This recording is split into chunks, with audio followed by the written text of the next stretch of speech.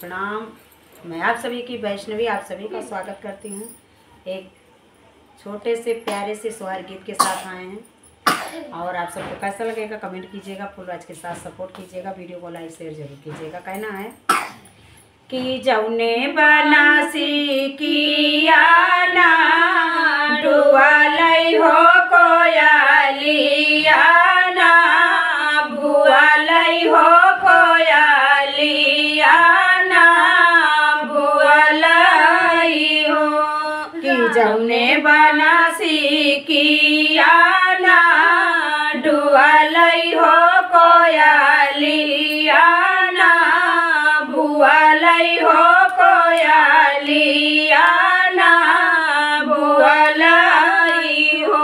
मोरे रामा वही बनतिया एक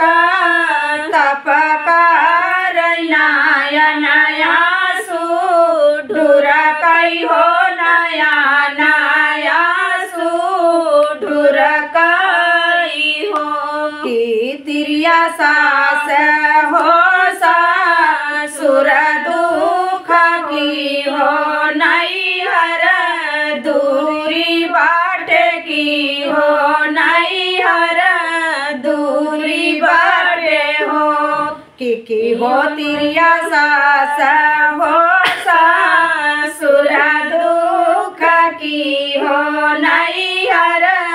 दूरी बाट की हो नैहर दूरी बाटे हो मोरी तिरिया की तोर पिया पारा देश हो कवाना दुख रुआयु हो कवाना दुख रुआयु हो नहीं हम सास हो सासुर दुख नाही नैहर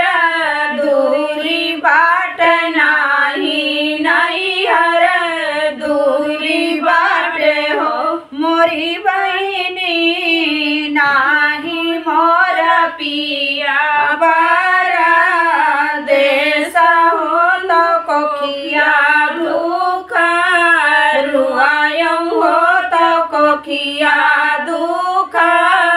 रुआयम हो सास ससुर घरी आयु हो जेठानिया से झगड़ियु हो जेठानिया से झगड़ियु हो मोरी तिरिया ननदी के हो की हुआ पा मनवा हो ललाना नहीं पायु हो ललाना नहीं पायु हो मोरी तिरिया ननदी के हो की हुआ पा मनवा हो ललाना नहीं पायु हो ललाना नहीं पायु हो सास ससुर के की सियावा हो जेठान हासा बुआली हो जेठानिया हासा बुआली हो मोरी तिरिया ननदी के हो कारी तू दुलारा हो ललाना तोरे होई है हो ललाना तोरे होई है हो कि 8 महीना के बीतत हो तो नावाए के लागत हो तो नावाए के लागत हो मोरी सखिया जनमे हो सुंदर